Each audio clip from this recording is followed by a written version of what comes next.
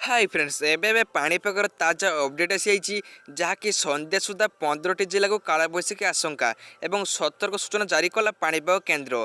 तो फ्रेंड्स कौन खबर रही केउ जिले में कालबैशाखी वर्षा होगा जाऊँगी आसतु जाना यही भिडियो रे। तो भिडियो को लाइक करूँ एवं एमती नुआ नुआ खबर जानापी आम चैनल को सब्सक्राइब कर पाखर आसुवा बेल आइकन को दबाई दिंतु। तो चलतु संपूर्ण खबर कौन जानिलबा।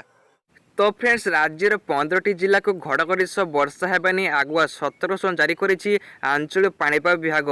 संध्या 5:15 मध्य राज्यर 15टी जिले में घड़घड़ी सह वर्षा हेबार पूर्व अनुमान कर सतर्क सूचना जारी करिछि आंचलिक पाणीपाग विभाग। एहासह कालबैशाखी आशंका रही आंचलिक पाणीपाग केन्द्र। तेबे एही जिला गुड़िक मध्य रही मालकानगिरी, कोरापुट, रायगड़ा, कलाहांडी, कंधमाल, गजपति, गंजाम, नुआपड़ा, सोनपुर, बड़गड़, बौद्ध, नयागढ़, अनुगुल, झारसुगुड़ा और ढेंकानाल भली जिला को सतर्क होगा परामर्श देछि पाणीपाग केन्द्र।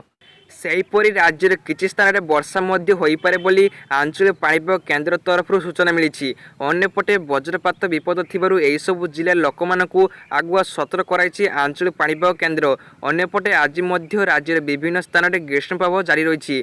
अन्यपटे राज्यर 15टी जिले में कालबैशाखी सह वर्षार संभावना रही पाणीपाग केन्द्र तरफ सूचना मिली। तो फ्रेंड्स यह थिला आपण मान पई छोटिया अपडेट। सो वीडियो को लाइक करंतु एवं आगु एमिति नुआ नुआ इन्फॉर्मेशन पाइबा पई हम चैनल को सब्सक्राइब करी पाखरे आस्तुवा बेल आइकन को दबाई दियंतु।